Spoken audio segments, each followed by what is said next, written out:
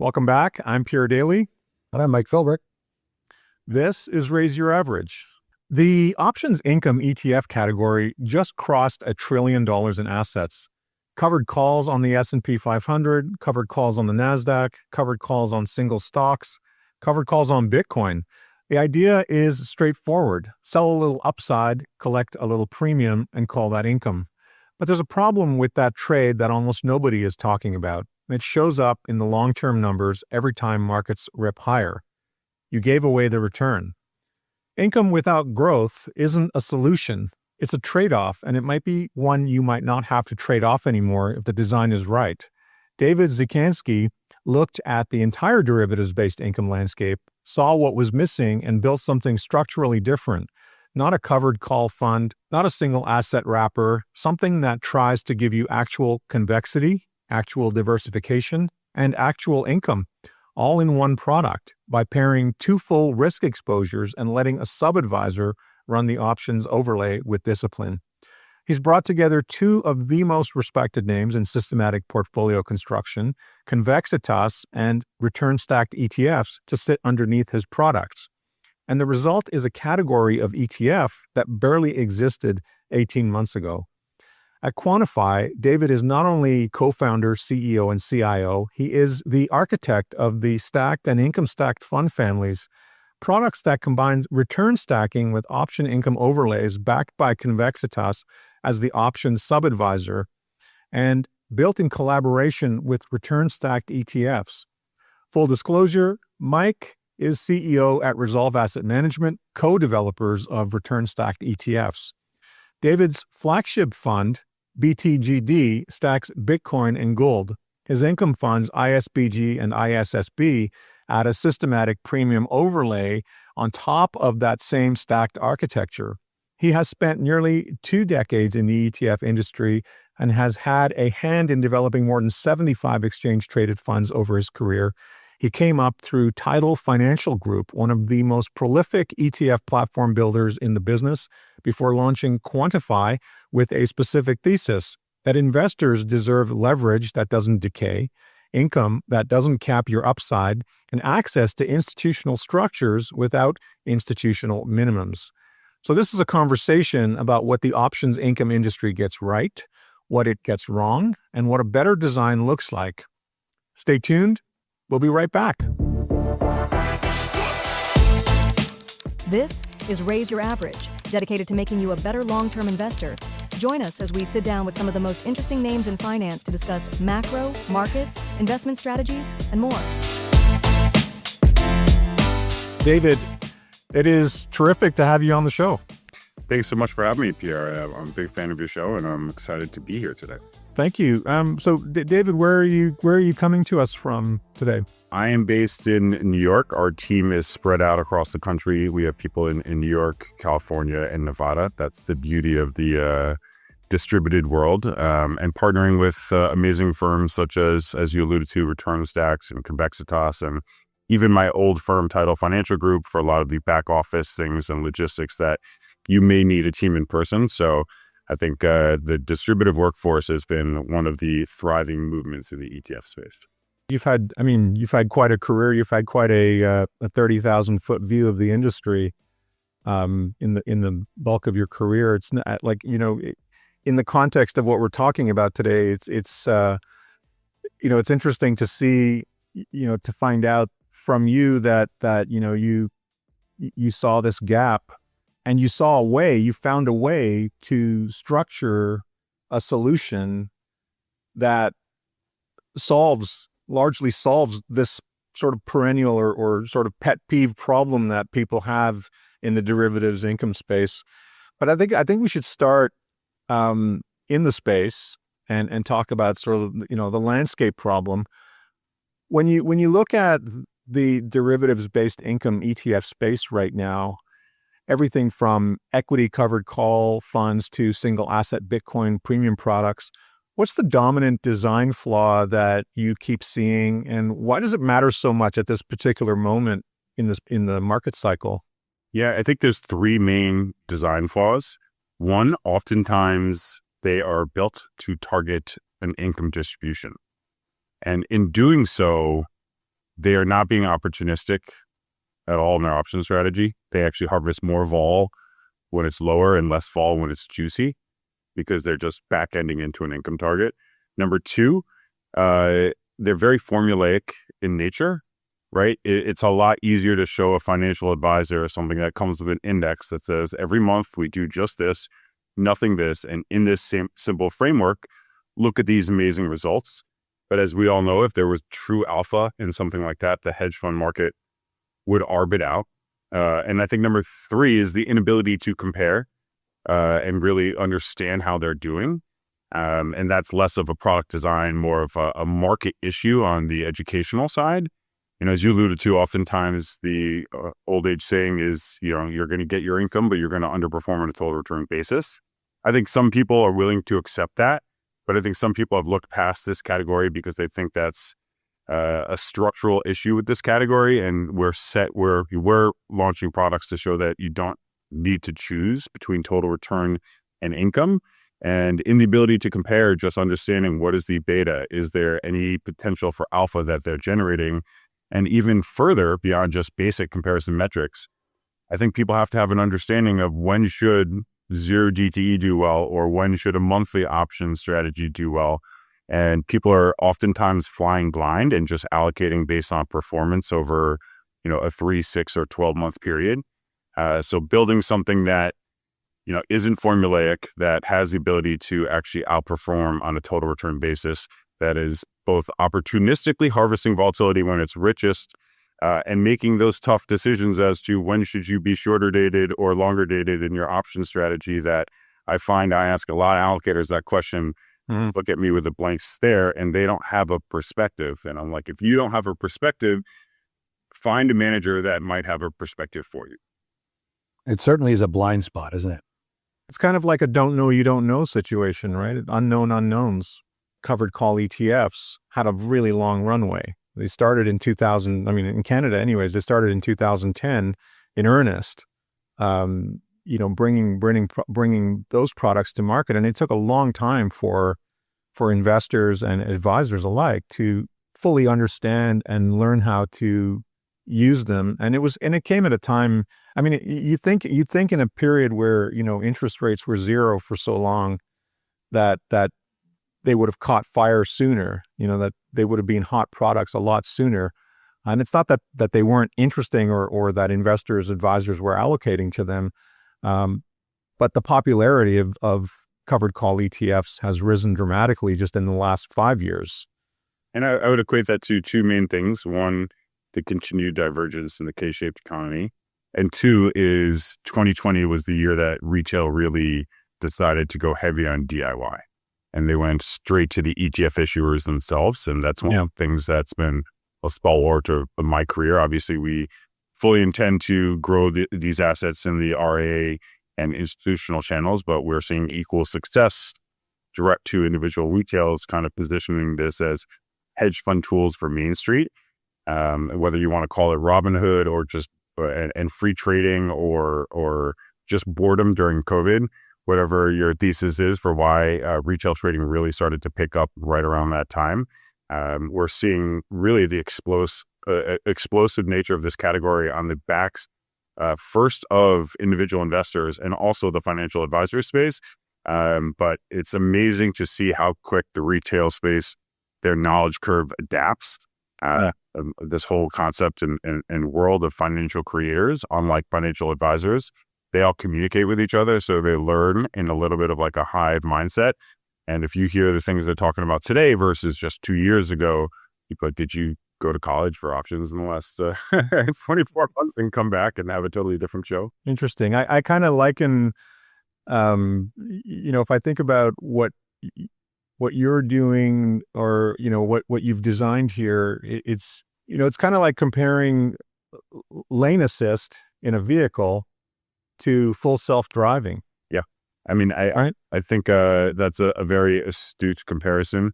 One of the things the three of us were talking about is how your actual returns in a traditional cover call strategy are very much a random walk, not based on the prowess of any one manager. It's just based on the direction that the market goes. your exposure intra-month, intra-rebalance wildly oscillates. It might start at, 74 delta or 74% exposure to the underlying, and 2 weeks later it might be at 50%. And that's not on the prowess of a manager. That's just a random walk of occurrences between rebalancing periods. And we just thought there was a better way. So as we've constructed this, we removed the random walk. We set a fixed exposure, 2 fixed exposures, right? A plus B minus cost of financing. And then we do the difficult thing of assessing what is the right option strategy for today's market, not just an index product, not just backing out into an equation of what is a desired income distribution rate. Maybe we should dig into, you said a mouthful there. Yeah. Delta exposures changing. And we always have to remember in the ETF and fund construct that you're buying not just the day that the manager put the position on, but you might be buying 2 or 3 days after that, or 5 or 6 days after that. And so the exposure that it changes, and many investors don't know the implications of that, why that is a meaningful variable. I'll give you an example. I was on Bloomberg talking about some of these ETF issuers that write calls, and one of them was called yield max. And it's in the name, right? You're maximizing the yield. And so that's the priority. But what does that mean, right? It means you're going to get this juicy yield that you can advertise. That it means that. But it also means the moneyness of the calls. They're quite in the money. And the caller was like, well, why do I seem to always have the downside? Or it seems like I'm capturing more of the downside. And it's because, well, if you're going to sell right at the money and you're going to get all that call premium in, you've given away a lot of the upside. And then let's say 2 or 3 days later or 4 days later, it's even more in the money because of price change. That whole position has changed where you've got even more downside protection, or not more downside risk rather. And your income is fixed. So maybe you can walk us through some of the discussion points you've had there about a delta of 75 versus 50, why that's important, why that needs to change. And you can walk everybody through that.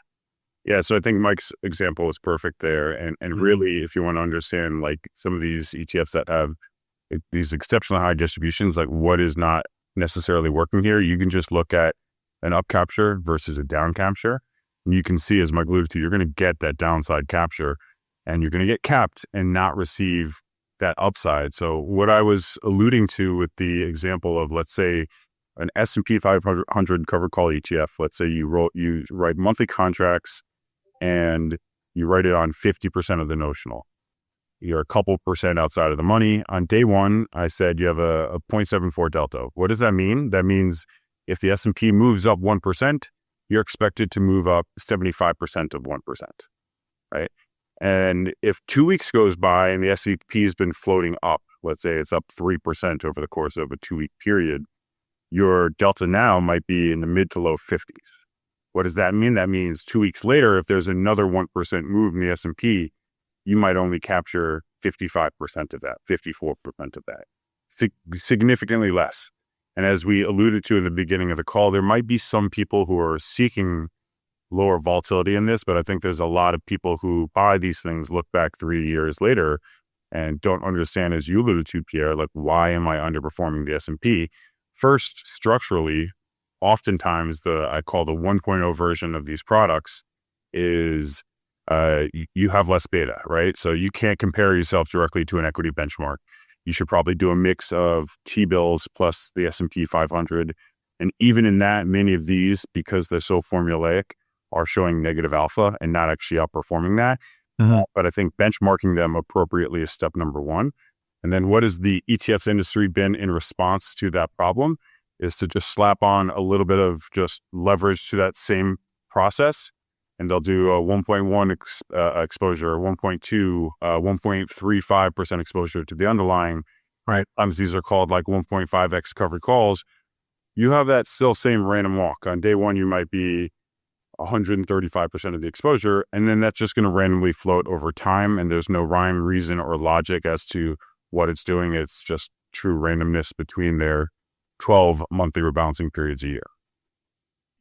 it's one of those situations where investors aren't asking the right questions, right?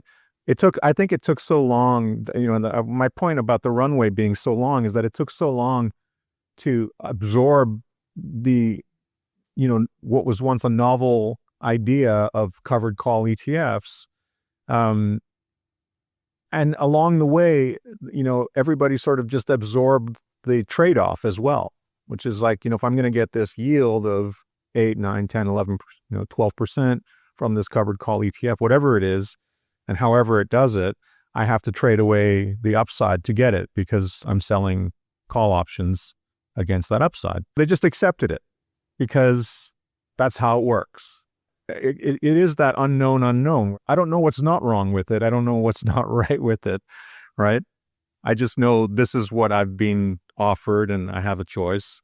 I can do it this way, or I can do it, the way you just described, David, which is I can buy the underlying and combine that with some ultra short bonds or T-bills or something and get the income that way and let the underlying grow on its own instead of trading away the upside for the income. Yeah, I think a little bit pessimistically, I think oftentimes the product innovation in this space has been, well, how do we make this look a little bit better on a Yahoo Finance chart? And guess what? In a market that goes up more times than it goes down, if you're a 1.1 levered vehicle, even if you still have negative alpha, you will climb faster on a Yahoo Finance chart than someone else. But you still have that issue, as you alluded to, of if this strategy was capable of generating so much alpha, why aren't hedge funds doing this? And oftentimes with leverage or without leverage, whether it's a 85% exposure portfolio, 110, 135, there's still negative alpha being generated there. And that's where you need a true options team to come in and strive for some potential for alpha. As I alluded to in the opening, if you don't understand when it might make sense to have shorter dated options versus longer dated options, and you don't understand all these Greeks and skew and IV versus RV, et cetera, like if you can't make those judgment calls, it's really hard for you to discern good from bad from one to the other. And that's where a true options expert like Convexitas comes in and makes those calls. And even in this short year since we've launched in January, we've been in probably about 4 different options regimes with like low vol, high vol in IV and RV, high vol and IV and low vol and RV. The collapse of vol, right? There's been so many evolutions in this market through these geopolitical risks that we've seen, that you have to be a true options expert to be able to maneuver that and be able to generate some alpha. And no discredit to our competitors out there. They've chosen to just say, that's a really tough problem. I'm just going to do an index approach and not think about that. But we do truly feel there's real alpha in trying to construct the proper option strategy at the right time, and then having the fixed portion of our strategy be the exposure. Hey, you know what you're going to get. You're going to get 1 + 1. It doesn't matter how far into the month we are. This thing gets rebalanced sometimes all day long.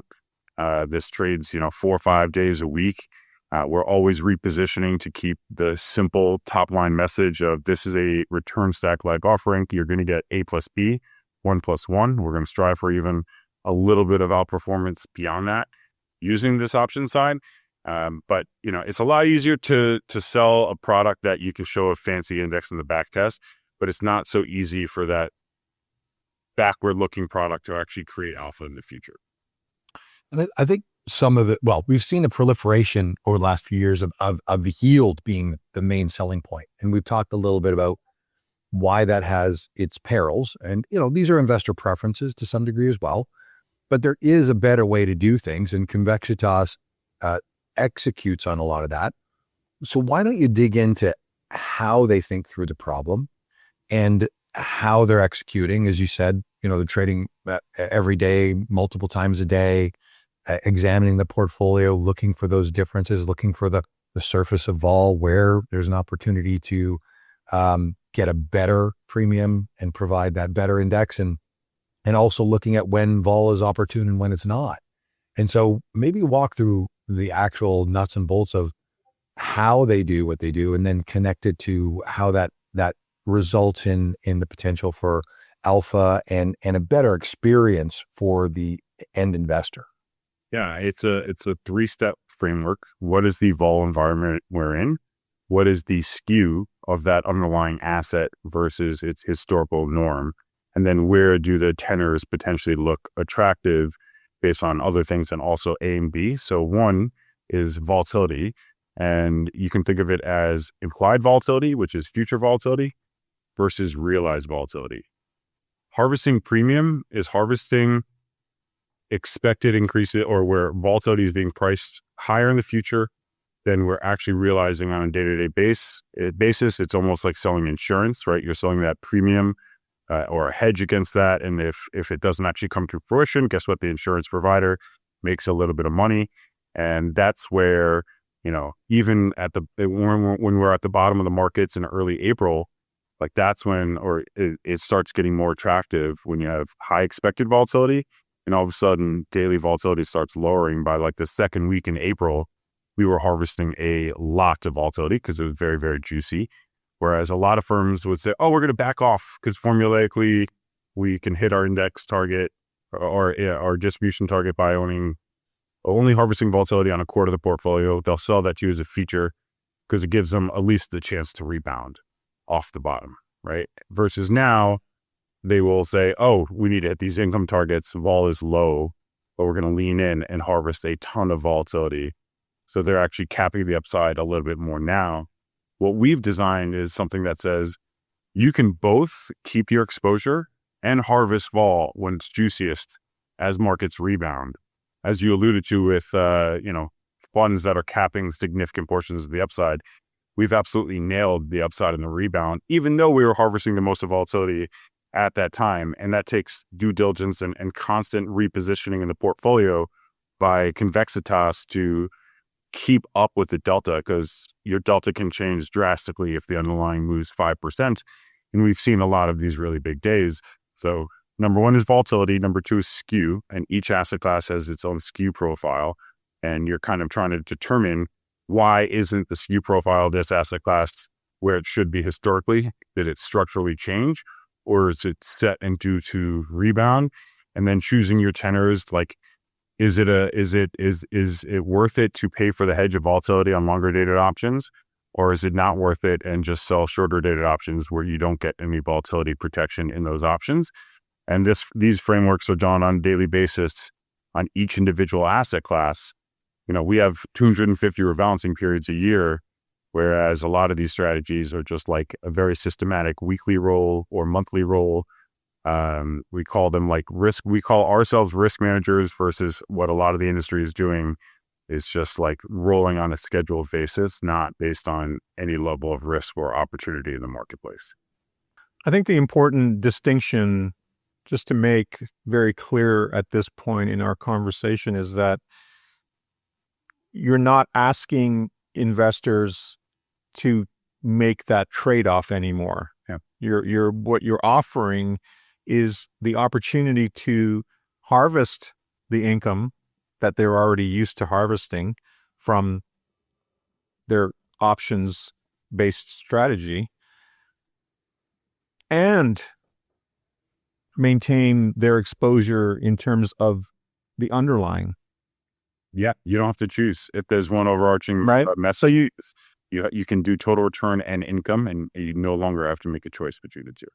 And that's the trade-off that investors have been wrestling with, is the trade-off between income and total return.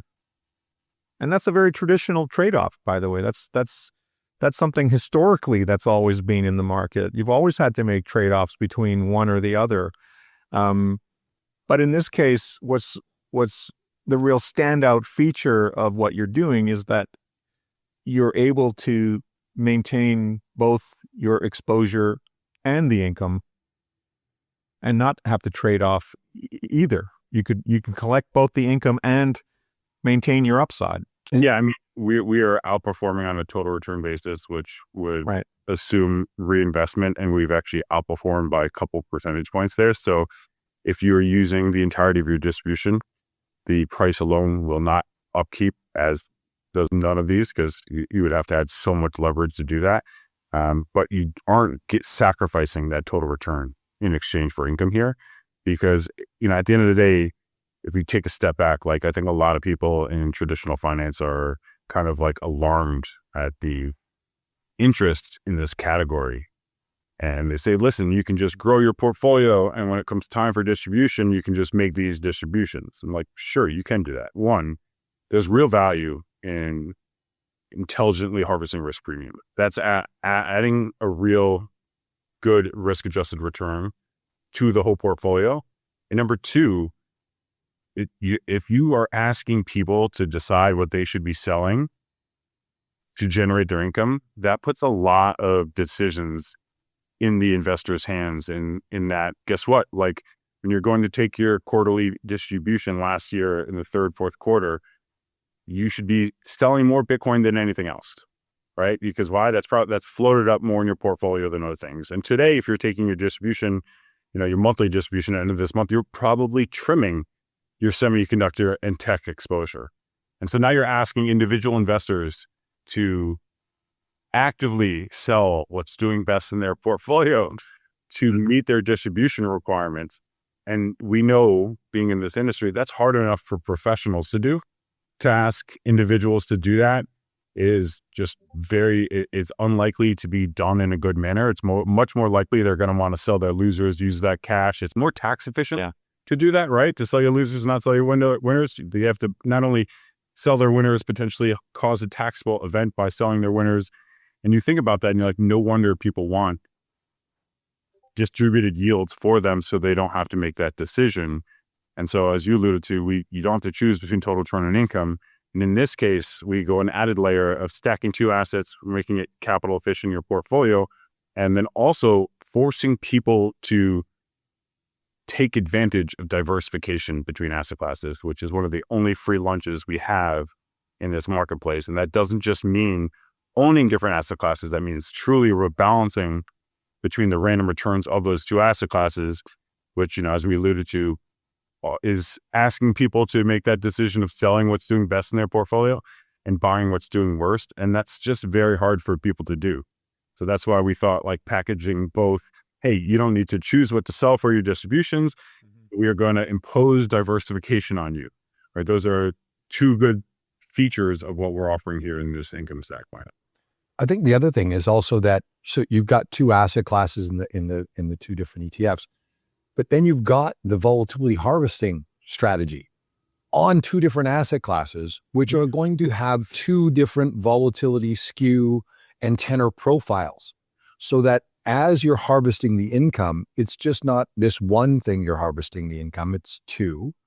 And the next thing would be, is it fair to say that, if there's a trade-off, maybe it's this. Maybe it's the fact that if you target a certain income level, or you're trying to advertise a very high income level, we all know at the end of the day, it's total return. So if you received a 20% distribution, but your portfolio is up 10% for the year, I mean, you got 10% of your own capital back. You really didn't get any excess returns from that. And so if we target that income, it has this funny implication downstream of, well, you're going to have this sort of more capped upside, more robust downside, and you're going to have this underperformance on those asset classes. And that's a clear trade-off that you're giving up in order to have that income. If you're a little bit more flexible on the amount of income that you're going to receive over the period that you're receiving the income, that's the trade-off. You're not going to get this exuberantly high income or this targeted income. But for that trade-off, you're going to receive the actual returns from the underlying assets. You're going to get that Delta 1 exposure of those two assets, whether it's stocks and Bitcoin or gold and Bitcoin, whatever those things are. You're going to get those returns. You're going to have a little bit of variability in the income that you receive. Is that sort of a fair way to characterize some of the trade-off? Yeah, I think that's totally fair. And I would also say that what the fixed distribution target products are doing, those products aren't even giving you a consistent dollar distribution each period. They're giving you a consistent percentage, and that floats over time. So like, not to get into the nuances, but one of the things we do to further provide a good experience as a shareholder for especially those who don't want to reinvest and who are actually using this income. Because at the end of the day, a lot of people are depending on these distributions to pay for costs in their lives. Is we actually lower the distribution rate when there's a pullback. When assets pull down, we'll lower the distribution rate. That just a little bit further protects the NAV of the fund and gives it a little bit of a higher base to bounce off of. And then once there's that rebound, we'll actually top off the distributions from a higher base. And that just, in our opinion, allows for the best shareholder experience in these vehicles. So we like what we like to say is our income is not going to be consistent week to week, month to month, quarter to quarter, maybe not even on a 6 month by 6 month period, but over like rolling cycles, call it on a 3-year basis. Our goal is over 3 years, both your NAV and your distribution per share should both be trending upwards, and they should both be outpacing the cost of inflation. And I think a lot of, the 1.0 of the retail excitement in this space were these maximum distribution funds, but they have no ability to grow their distributions over time unless their assets return surpasses their distribution rate. And, show me a hedge fund that prints 60% a year, I'll give them all my money right now, right? It's just not feasible. We're right around right now a 19-20% distribution rate on a 200% exposure basket. The unlevered distribution is actually quite reasonable compared to pretty much anything we're seeing in this field versus our counterparts. And as Mike alluded to, we try to do this in as tax efficient way as possible. Obviously, when we successfully harvest premium from the options market, there will be some tax consequence to that. But a lot of what we focus on beyond that is what we like to call good return capital. Part of the 20% return on a 200% stack is going to be the performance of the underlying asset. And that's what all these funds bank on. When you're distributing 12% on an S&P 500 fund, that's not all coming from volatility. Some of that is the actual appreciation. But that's the beauty of the ETF wrapper. We can do the in-kind creation redemption process, or also known as the heartbeat trade, on these ETFs, so that if Bitcoin jumps 20% and we're rolling our options, that's not a taxable event. And that's what we like to call good return of capital.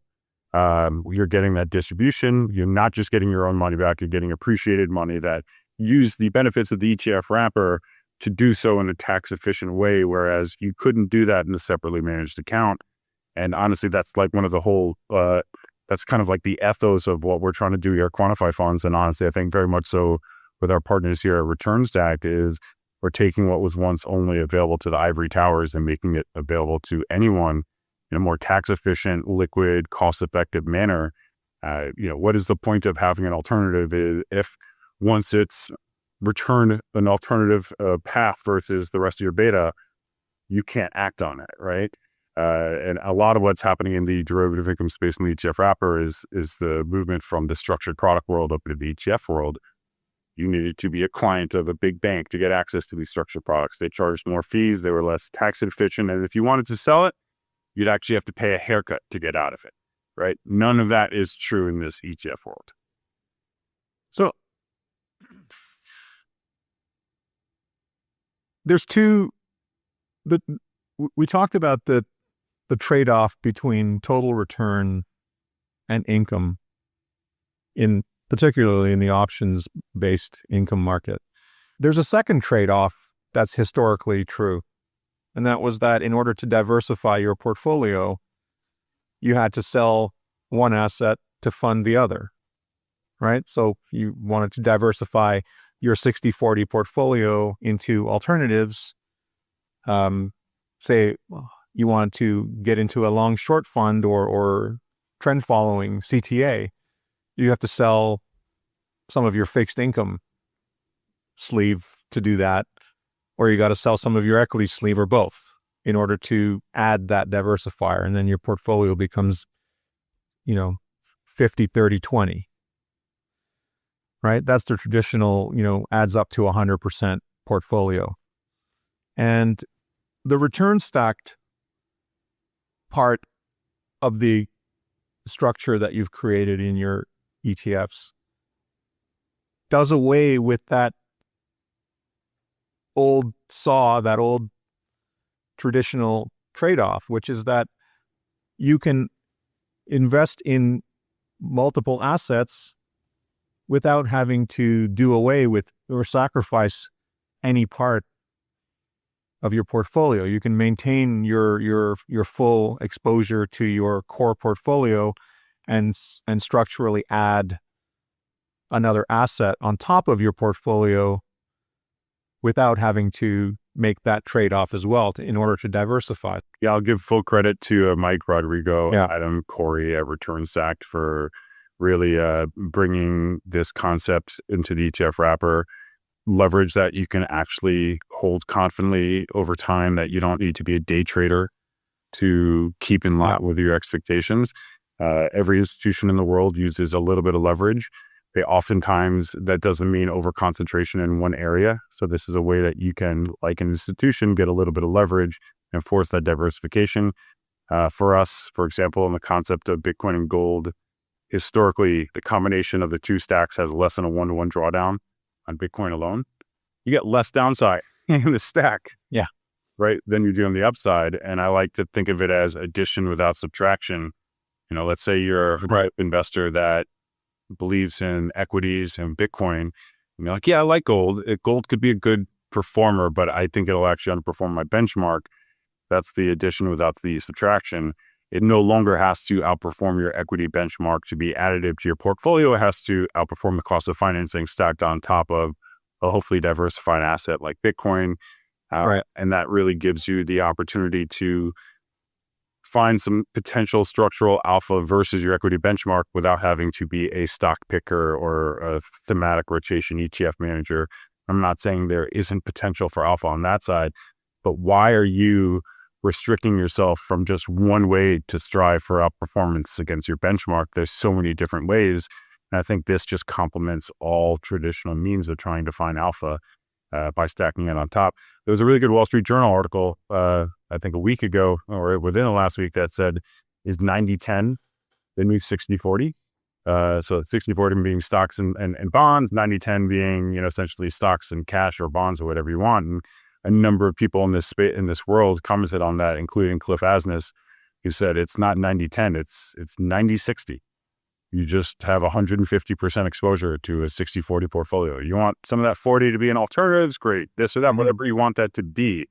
But it's not that bonds aren't good. It's just that you can actually increase your leverage ratio on a more diversified portfolio. And that doesn't mean you're necessarily increasing your risk, right? Like a 90-60 portfolio oftentimes is going to be less risky than 90-10 because it has some diversification embedded in it.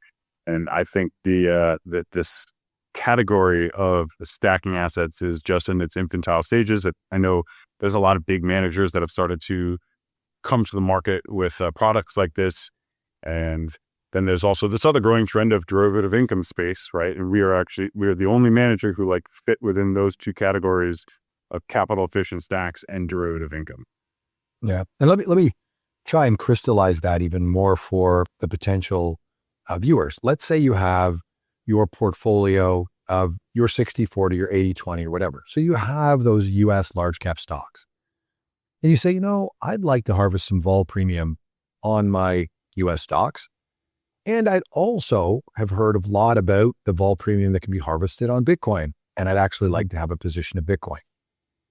So instead of, selling some of your stocks to go buy a covered right position in S&P and then selling some of your stocks and foregoing the returns in those stocks in order to have a Bitcoin ETF that writes that type of product, why not just take some of your S&P, sell it? You potentially replace that with the ISSB, which is the income stacked stocks and Bitcoin ETF. So let's say you've sold 5% of that and you buy 5% of the ISSB. What that does is it replaces the S&P that you had. So you get that back. You get a covered right strategy on that. And then you stack upon that Bitcoin trade with the volatility premium harvesting. And now you've got a few things going on. One is you haven't given up any of your stocks. You've not given up any of the delta of the upside of those stocks. So delta means upside participation. If it goes up $1, do we go up $1? Yes, we do. We've harvested the premium from that. And then on top of that, you stack the Bitcoin exposure with that harvesting of Bitcoin on top. And so that stack at 5%, very livable. It's going to add some income to your portfolio. You could stack 5, 10, 15, 20%. When we look at stacking across a broad array of strategies, not just income stack, but thinking about managed futures, merger arb, gold and Bitcoin, those types of things, what we see is about a 30% stack actually is the same annualized volatility. But what happens is you improve diversification, you improve Sharpe ratio, you improve Sortino ratio, your returns go up, and your maximum drawdown actually goes down. And that's what Cliff Asness is getting at. That's what Dave's getting at. And these products are built to be built within the portfolio that you have already. And so that's how you think through what the stack size might be inside of your portfolio. So it's not about buying this as an all or none stack size 100% each. I mean, you can do that, certainly. It's going to create a little bit of a different sequence of returns, which creates a tracking error issue, right? So if you're underperforming the S&P 500 and your buddies are all giving each other high fives because they're in the S&P 500, well, those behavioral issues are not to be trifled with as well, because they do cause bad decision making. So you have a stack which keeps your tracking error acceptable, but gives you these excess returns and keeps them in the portfolio even during the tough times, and rebalances between the two, right? So you've got rebalancing going on between two asset classes, vol harvesting going on between two asset classes, and a stack that you can put into your traditional portfolio. So it makes a lot of sense in my mind, obviously. Yeah. That was great. David, when did this idea click for you? Like, when did you have this light bulb moment, this epiphany of coming up with this idea of stacking stacks and getting Convexitas to run the options? Like, how did you, what was the vision that sort of created that? Yeah, I'll say it's a two-step process. One was spring 2024 before we launched BTGD. And honestly, that was fully because of all the amazing work that Mike and team were doing at Return Stack, and just realizing the amazing capabilities of what this can do for people's portfolios. Just a pure stack, capital efficient, tax efficient manner. These ETFs are only becoming more tax efficient over time. And then second was spring of 2025. You really saw retail go heavy into this derivative income space, and their way of fixing that solution of underperformance was targeting just an underlying with more volatility than the traditional benchmark, whether it be single stock or this or that. And I saw a way of like, how do you give them upside growth? How do you give them the ability to actually compound wealth, and also create a total return stream that actually has the potential to create alpha? And as I alluded to before, really what these folks wanted is something that in 3 years and 5 years are going to have higher distributions than today. So how do you give them upside, and how do you give them something that will give them pay raises over full market cycles on their distributions? And that's where melding, what we'll call in the industry would call like 2 delta 1 targets on the option strategy, 2 exposures of 100% in this stacked concept, managing the distributions in a thoughtful way, so you don't over distribute on pullbacks, et cetera, and allow a vehicle that people can actually participate on the upside and also get a distribution that will grow over time. Both BlackRock and Goldman Sachs are about to launch what I like to call 1.0 derivative income Bitcoin ETFs. They're going to be very traditional Bitcoin with cover calls. And if you think about like Goldman, for example, and the success of GEPI, they're going to do it just in that 1.0 fashion. It's going to be a very basic index-like process that sells calls, has a less than 1 exposure to the S&P, but their clients are wealthy, and they're willing to accept a little bit less top line total return. They actually probably look at the lower vol as like a feature, but let's face it, most of the people in this world need wealth to grow and to accumulate. They need to continue to compound. So creating a vehicle as to how can you allow people to compound their wealth and also make distributions that they will be thrilled with in 3 and 5 years. And in my eyes, that means the distributions have to be higher per share in 5 years than they are today, And that all reverse engineers into how you construct this. And, we talked about this a little bit earlier, but Bitcoin volatility, at least as of the close of last week, this week it's a little bit higher. Bitcoin's volatility was like at a 1 year low, like in the first percentile of the last 12 months last week. Do you think you should have been harvesting a lot of volatility in Bitcoin in that environment?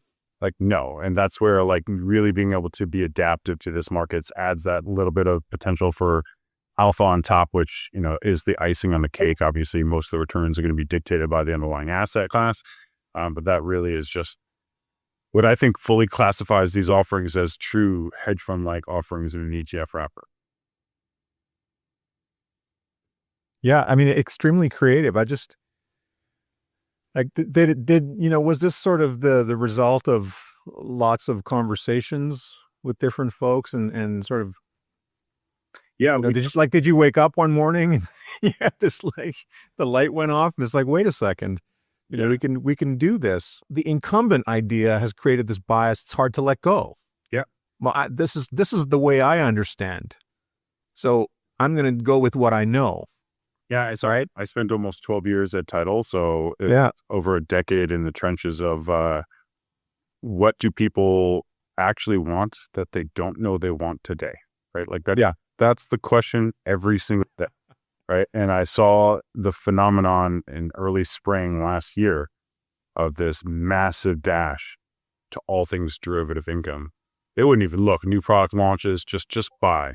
And at that point, if you didn't have a 40% plus yield, they wouldn't look at you. They really wanted to focus on the 60% plus yield. Yeah. And I was like, wow, like, socioeconomic environment in the world, the K-shaped economy, whether you're soon to retire and, you can't buy a real estate portfolio at institutional rates, so you can't make any money off of it. It's really hard to create passive income if you're not an institution. Like, these things kind of level the playing field. Even if you're, a young investor and you have kids and you're paying for school and you need growth, but at this period of your life, you need some distributions. Like, I saw what these people were desiring. And then I looked at the inefficiencies of what they were grabbing based on what I thought they actually wanted. And what they wanted was the ability to compound, the ability to have growth in their underlying vehicle, and to have a high level of distribution. And, yes, there will be some variance in that distribution over time, but how do you try to instill that distribution will be higher in 3 years, in 5 years, in 7 years? So not only paying them, but paying them in a manner that like can compound over time and still give them upside on the underlying asset, right? And so that's where the culmination of all this came together, is that these people need distributions, but they also need participation on the upside. So a lot of the retail investor space would call it like the growth in income, derivative income category, but creating something that optimizes both power generating derivative income, doing that in the most optimal, efficient way with the true active mandate, and also something that can compound over time. That's key, right? So we've seen the large income ETFs that in the covered call space, and the NAV erosion that eventually occurs. That's not a sustainable product. That's not sustainable for your retirement. That's just not a sustainable income source. And I think what David is alluding to is like, listen, you need to maintain that capital in that asset class to go through the ebbs and flows and the variance of that asset class. And on top of that, you want to layer on some derivative income. That's great. And if you want, one-to-one participation and you want some volatility harvesting, you should want those. Those are great things to have a desire for, but they will not be successful to your ultimate goals from a financial planning perspective if your NAV is eroding at 10% a year in order to give you 15% income. That's not long-term sustainable. And so the light bulb has gone on, and Dave's been a wonderful advocate in the space in putting this product together and finding a firm like Convexitas that can deliver on this, and then putting it in a return stack wrapper, which is fantastic. So like that, from the perspective of long-term success, right? That's what this is. That's what this product and the advisors in the product are going to provide. And that is a wonderful thing. And it's not a flash in the pan type thing in my mind.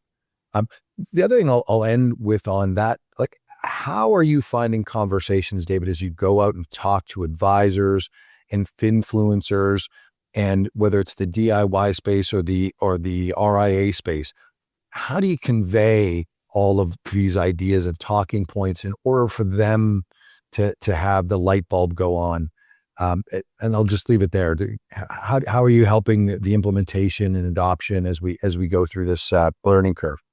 Yeah, I think number one is helping them better understand what they have, which means understanding the sacrifice between alpha, total return, and income, right? And what they're actually giving up in that essence. And then it's asking them their process. How are you picking what type of strategy you're doing? What is the rationale behind it? And leading with education. Honestly, I think a job that Return Stack did an unbelievable job, like reigniting this category in the both financial advisor and retail space in the 40 Act product wrapper, and leading with education as to some of the examples we walk through today as to when is a short-term option better than a long-term option, just in a holistic sense. And they're like, well, I don't know, but 0DTE did great for the back half of 2025. Like, look at those returns. And honestly, giving them the tools to assess products beyond just a Yahoo Finance chart, right? Or even just a total return chart. Like, how do you take a step further in assessing these products and leading with education?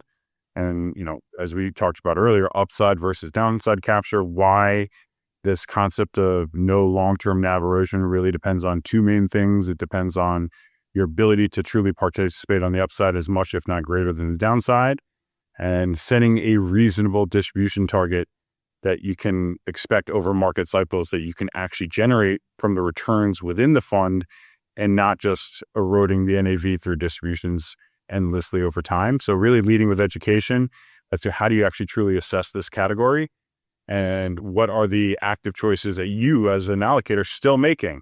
You're deciding what kind of option strategy you want, even once you choose the manager, this or that, and saying, do you feel equipped to make that decision? And if not, maybe a portion of your allocation should go to a manager whose alpha is coming from making those decisions. I love it. And how have you thought about the fee structure in this from the perspective of, in the absence of value, we got to talk about price. But there's a lot of value being delivered here. And this is value that if you're an individual investor, you're not going to be able to do. You're talking about a broad array of strikes, looking at the volatility surface and all of those things that we've talked about today, and then adapting to the market environment on a daily and interdaily basis. So this is not something that's going to be easily done by any individual investor. So, I look at that and say, oh, okay, there's got to be some cost to that. But how have you come to a pricing decision on this vis-a-vis the marketplace? Yeah, so our expense ratio is 114 basis points. And I'll actually very boldly claim that I think that is exceptionally cheap versus our competitors. 114 basis points on a 200% exposure portfolio. The unlevered expense ratio is 57 basis points. 57 basis points for 2 Delta 1 strategies, or in this case, 1 Delta 1. Oftentimes our competitors are charging 70 to 95 basis points for a product that isn't even Delta 1. Mm-hmm. That rebalances once a month, right? They're doing 12 rebalancing periods a year. If you want to get 100% exposure on the asset, you actually need like 120% exposure to that vehicle. So you multiply your 75 basis points by 120, and that's the actual expense ratio of a Delta 1 version of a traditional cover call strategy that is only rebalancing once a month based on essentially something that is calculated by an index. Whereas our unlevered expense ratio is 57 basis points with daily rebalancing. And I think that really puts into context that we're actually very cost effective from a fee perspective. But if you want to break it down further and look at fees per rebalancing days, then that's when it gets really juicy. But we don't have to do that. But this is a truly active strategy that's been able to add percentage points of alpha in under a 4-month period. And so again, the unlevered expense ratio is actually quite cheap in my opinion. Yeah, I like that. I like that. And if anyone's wondering, I was just going to say, if anyone's wondering, what the day-to-day activity looks like, in the options management that's coming out of Convexitas. Just check into the Twitter feed, right? David, what's your Twitter feed? It's Yeah, so we are Quantify Funds. You can we post our daily trade files for yesterday's trades on our website on quantifyfunds.com. Yeah. And the new addition that you're alluding to is Quantify Funds on Twitter. Every day we trade, or X, excuse me, sorry. Every day we trade, the following day we will post a trade rationale, not only to what we traded yesterday, but the reason behind it. It has to be a little bit formulaic and in construction for compliance purposes, but you can really get the insights into a true options hedge fund manager's mind as to what they're seeing in the markets, why they're making these moves. And, some days it's just blocking and tackling to get the exposure back up to 1+1. Some days it's making a judgment call on the volatility or the skew of an underlying asset.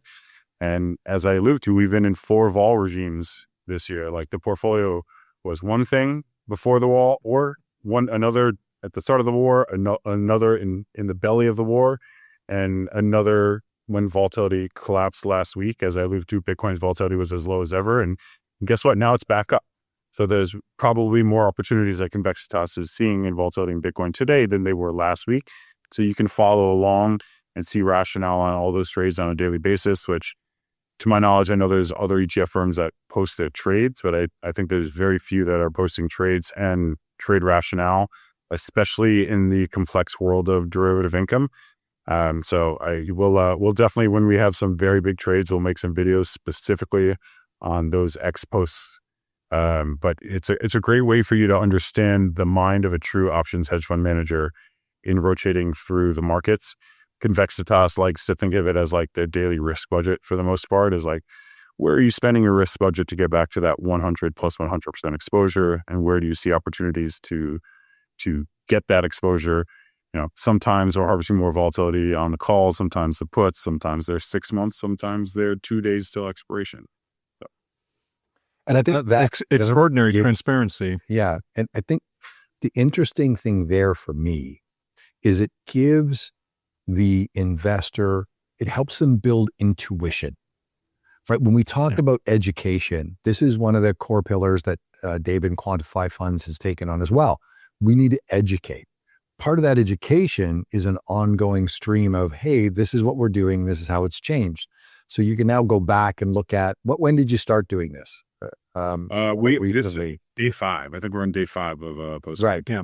So you've got 5 days now where you can go back and look at the decision-making criteria, but also into the future, right? So think about a year from now, you can go back through and see the decision-making criteria evolve. That builds intuition and understanding for yourself and potentially for clients or for the individual DIY investors out there, so that you can understand a little bit more what's going on in the products that Quantify is managing with Convexitas. But also you can compare that to the rationale that was going on in the current covered call writing or put writing strategy that you have currently.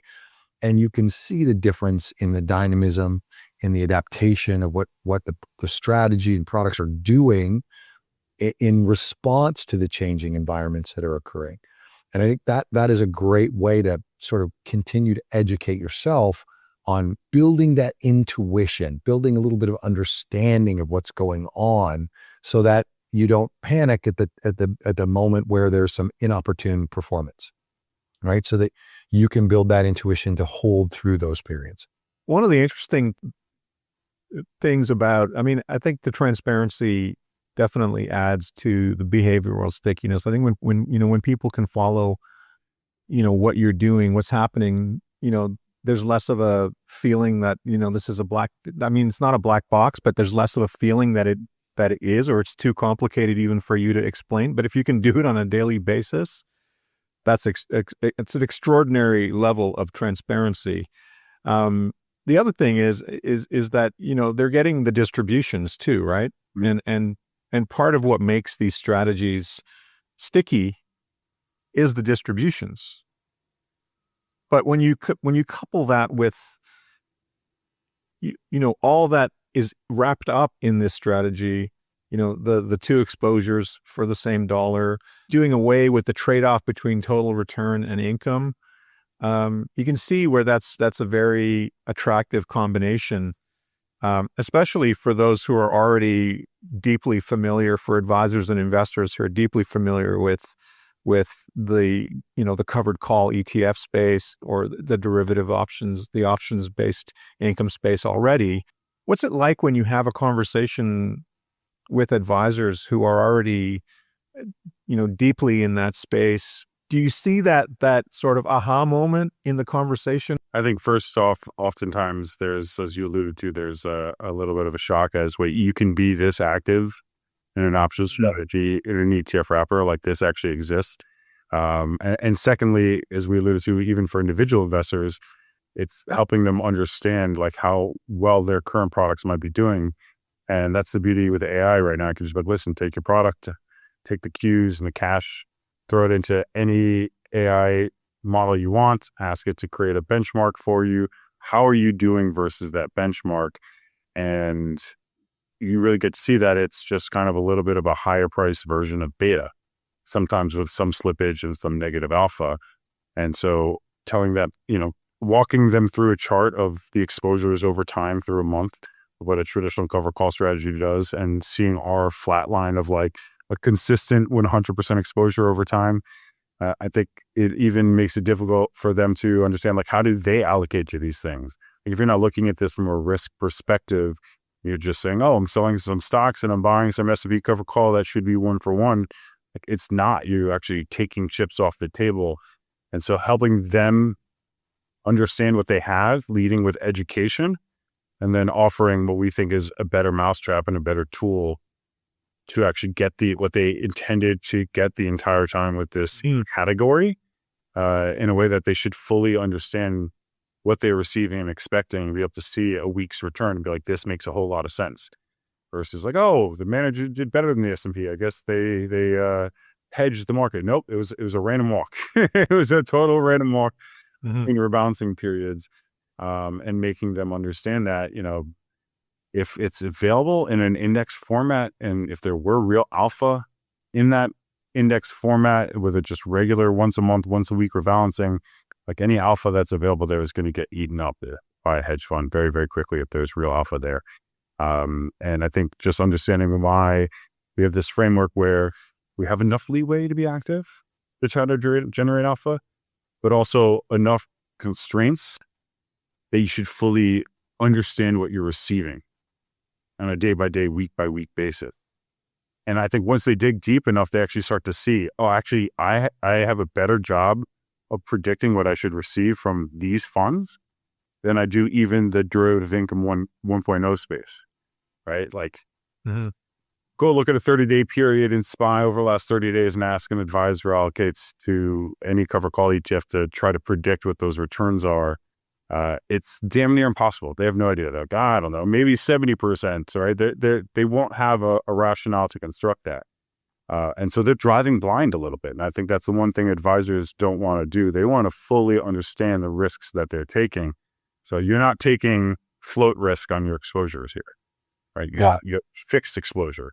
Your risk is like deviating a little further into longer dated or shorter dated, or into the call side or to the put side.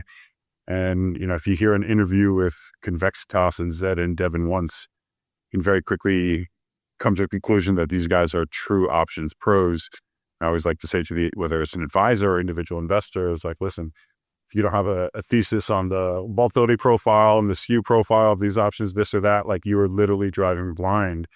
They're not, Convexitas is not making a directional bet on any of these assets. And that's the beauty of it. It's active without making directional bets. Whereas a lot of, This is, I think this is such a powerful point. Simplicity is a powerful lens, but complexity is often the reality, right? This is, if you're engaging in entering into the world of options and adding option strategies to your portfolios, you may like simple models. They're useful, they're understandable, but the complexity is real. And so every simplification hides something. The question is, what are you leaving out? And blind spots are the cost of simplicity, right? Complexity isn't the enemy. Unnecessary complexity is the enemy, right? So, simplicity can create clarity, but clarity, complexity creates accuracy, right? And if you're entering into this domain and you don't understand how complex it is and you're opting for simplicity, you have blind spots. And that's what we've talked about today. And the fact is, this is a complex regime area of trading. There's lots of complexity to options markets. And so if you're just thinking that, I just want simple because it's understandable, what you're saying is, I want large blind spots. And that's probably not what you want. And it's what we were talking about earlier. What that just ain't so, that those are the blind spots you have to worry about. So while simplicity is good and it's understandable, it does leave some pretty bold blind spots that we've talked about today. And I think those are worth considering for anyone who's entering this sphere. Yeah, that's interesting, Mike. I from our conversation with Devin and Zed, I got the impression that Devin hears the word complex, but it's coming from a negative lens. Oh, this is complex. It's complex to understand. But for Zed and for folks like, for professionals, options pros like Zed and Devin at Convexitas, it's Tuesday. To them, it's like, well, we do know about this stuff. Like, you may not understand it, but we do. The simple model that you've accepted is not, there's nothing terribly wrong with it. It's just not the best model there is of the best view or the most accurate view of what's actually going on, to your point, Mike. But complexity is not a negative. It's a negative from, if you don't understand, you don't get it. Sure, you can view that as a negative, but maybe take the time to understand it. Well, do you want to look through a keyhole while you're driving your car? Or you want to look through a windshield? You don't want to look through a keyhole. You want to look through a windshield. You want to have a rear view mirror and side mirrors. You want to have all the things around the car that inform you of what's going on around the car. You don't want to look through a keyhole to do that. And in simple strategies, certainly monthly rebalancing, you're looking through a keyhole. Mm-hmm. And you're only looking once a month. So, again, unnecessary complexity is the enemy. The fact is that this is a complex field. And the fact is that we've gone through 1.0, 2.0. I'd argue this is a 3.0 approach and product. And hey, if you're concerned with the complexity, we always come back to crawl, walk, run. Start small. Build a position, build your intuition. See how that goes. As you have a position that's small enough that you can defend it because you would rebalance to it if it went through the drawdown. And then when you actually have returns that go your way, now you've built a buffer. So maybe build a little bit more into the position. So there's always ways to adapt and adopt different strategies, different ways to approach things. And this is just one of those scenarios. Well, I accept there is some complexity. I do have some blind spots. Okay, so what should I do? I should probably start to educationally fill those in, but then I should probably start small, build a position, let it work in my favor, build that intuition with my clients if I'm a registered advisor, and build that position as I go so we can go through a crawl, walk, run scenario where people actually get to experience some of that and don't give up on a strategy when it's having a normal drawdown or something like that. And so, have a full 360 view, make sure that you're, crawl, walk, run. And this is I would say this is kind of a quantum leap in the way to approach the ideology of covered writing in a return stack format with two different assets, keeping that at full exposure to those two assets as well.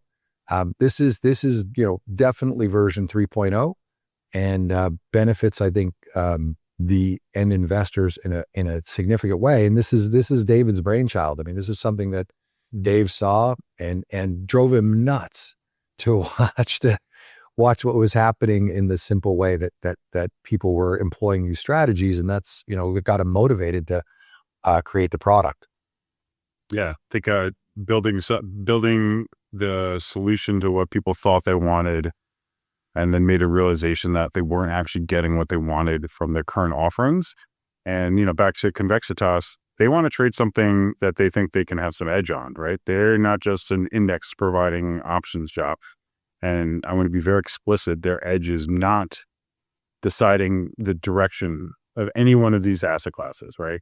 That is the fixed nature. And that's why, the aha moment goes off with FAs and individuals, because they're like, oh, I know exactly what I should expect from this fund, right? Which is an amazing feeling, but still giving them enough leeway and flexibility to try to generate alpha in an area where they think they can find edge. And that's what I like to allude to as reading the options tea leaves of the volatility curve of each individual asset class and assessing the best way to harvest risk premium, how much to harvest, how much not to harvest in certain environments, and being the source of potential edge or alpha, and not saying Bitcoin's going to go up tomorrow, Bitcoin's going to go down, gold's going to go up, gold's going to go down. Like, allocators can make decisions as they see fit, and these are building blocks that fit within that construct that still give us enough leeway to generate some alpha around that construct. Implicitly, we covered Bitcoin and gold as the underlying drivers of your strategies, and then the complement with stocks plus gold, stocks plus Bitcoin in the ISBG and ISSB ETFs. But we didn't actually talk about the underlying base case. Yeah. So right. So what's the story? Like, what motivated you to first of all, BTGD, which is the 1x plus 1x exposure to Bitcoin and gold that you're offering in that ETF, and then the income combinations that you have in the ISBG and ISSB. What's the premise? What's the underlying premise? Yeah, the underlying premise is just the massive pace of currency debasement that the entire world is facing right now, and finding some form of very liquid assets that we expect will hold long-term store value. And then taking advantage of the market, not seeing them as the same thing. And that's where the diversification comes in between those two assets. And I think we're a really interesting moment for both gold and Bitcoin right now. I actually think, if it wasn't for the war, gold would be at an all-time high and we'd be in absolute gold mania. The ironic part is the rationale for why gold fell is like the exact reason why I think people will turn back and see its long-term value as a store value. A lot of the emerging market economies that have further adopted gold instead of dollars or treasury bonds were right to do so. One prime example is Turkey.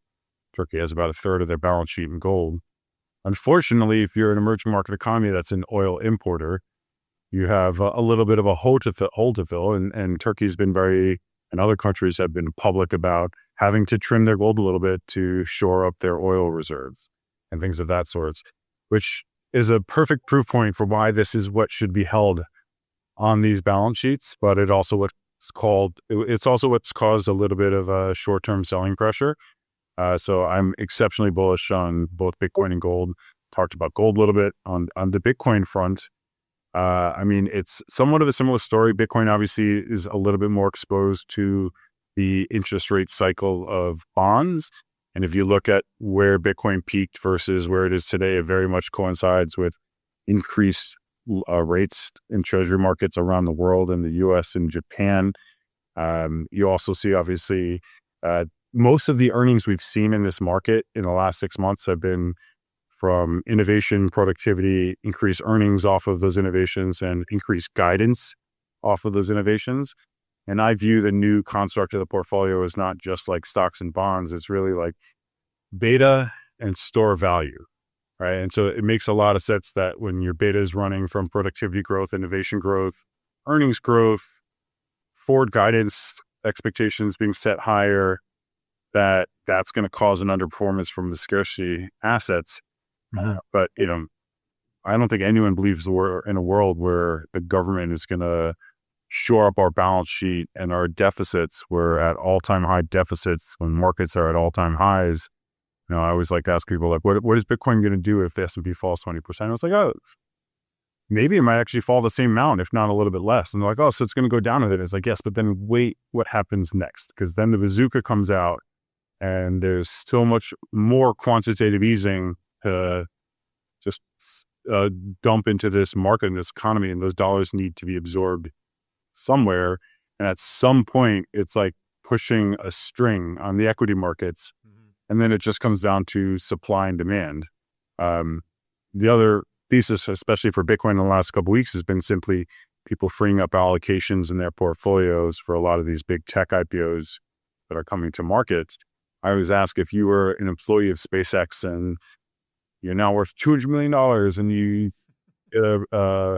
take a loan off your assets and you have $100 million of liquid assets to invest, like, how much are you going to be worried about the debasement of your portfolio versus the growth of your portfolio, right? And my guess is you'll see a lot of people focus on the debasement side of their portfolio. I actually, I love that the fall was deemed like the currency debasement hedge trade. And that's what makes me so bullish on it, is because everyone looked at it as a trade. It's unfortunately for our society, it's not a trade. It's just a new state of being that we find ourselves in. And so I think people are going to come back to that at some point and realize, like, oh my gosh, that's not a trade. This is a stalwart of how markets are going to be for the foreseeable future. And that's where these scarcity assets come in. And that's where the combination of the uncorrelated nature of these scarcity assets combined together really add a lot of value. Yeah, I mean, I'll ask you, Pierre, like, if you just got your IPO check from SpaceX, like, how much are you concerned about growth versus preserving purchasing power? Good question. I mean, in terms of deploying assets like that now, you'd be thinking more along the lines of being very careful. Yeah. I mean, and looking at that, the market, in a sort of parabolic upswing, the U.S., Canada, most developed markets are at all-time highs. It's a surprise, right? So it's unusual because there's so much, it just feels like things are becoming more and more fragile, right? But I can't help thinking, looking at Bitcoin and gold, they've both gone through, Bitcoin has gone through more of a longer consolidation period and correction, and gold, surprised everybody when it didn't react as expected at the outset of the Iran conflict. So, what are the conditions? And some folks have argued that gold is doing exactly what it was meant to do. It did provide the hedge. It did hit an all-time high, and investors took liquidity from it because it had performed so strongly, and it coincided with not only, I think something you pointed out in our pre-chat yesterday, but it coincided also with the SaaSpocalypse and the need that some investors may have had for liquidity in their portfolios and couldn't find except in highly appreciated assets. I think, you could point to gold as the asset people reached for when they needed liquidity in February, March, when. Yeah, I truly think it's as simple as the institutions and entities and central banks around the world that have most heavily adopted gold, ironically, are the ones that were most punished from this war. Yeah. Right. And it's really as simple as that. The emerging markets saw the writing on the wall for the dollar and the treasury bonds. They've been heavily skewing gold. They've been rewarded for that. And just like we talked about, the retiree trying to figure out what should they sell in their portfolio to make their distribution, right? These central banks are faced with that same question if they have an oil shortfall for their economy. They're like, okay, I need to come up with cash. Well, maybe temporarily trim the asset class that's done the best in their portfolio, which is then gold. So I think, timing is everything in this world. But if we do actually see a resolution to this conflict and we see oil normalize and people's fears of running out of oil for their economy dissipate, that's the moment when you're really going to see gold rebound very, very hard at that moment. And likely Bitcoin as well, right? Because that will probably stop yields from rising. If you recall, like Bitcoin's fall in 2022 very much coincided with rates and yields going up, right? It makes sense that a store of value without income is going to be hurt when rates are rising, whether it's the short end of the curve or the long end of the curve. Right. That's a moment when you can anticipate that. And that's why there's no one asset class that should be the be all end all in your portfolio. You need some gold, you need some Bitcoin, you need some treasuries, you need some managed futures and alternative return streams in that whole mix. But if you just step back and look at it, it's like, oh, those that they're most bullish about gold are the ones who actually sold it. And they didn't sell it because their bullish stance changed at all whatsoever. The bullish stance is just as strong now as it was before the war. It just happened to be that those individuals or entities were the ones that felt the crunch of oil the most. The other thing is that they don't have to sell. They just need to stop buying. Yeah. And that creates, challenges to price. So you don't actually even need to sell. One thing I was going to say was that, they're both far more attractive today. Yeah. Like if you believed in Bitcoin and gold last year, why aren't you backing up the truck today? Yeah, and everyone says that in hindsight, but trimming gold in October and trimming semis today, a very hard trade for people. Both are all, it's not easy, right? Both are hard to do. Like how do you nobody wants to sell their winners, really. Like if they don't, if they feel that they're going to continue to win, and that's the ongoing problem, right? That's the description for why the derivative income category is of value to people, because they get the distributions without having to make those difficult choices. That obviously we're harvesting volatility risk premium and in a unique way, creating alpha from doing that. But at the end of the day, it's just really hard for people to be responsible for what should they actually be trimming in their portfolio. David, wow, what a what a discussion. I have a feeling we're probably going to have to do a follow-up. This is extraordinary, and it's been great having you. It's been a blast. Thank you so much for having me, Mike. Thank you for this introduction and setting this up. So I'm honored to be here. Been a pleasure. Thank you, David.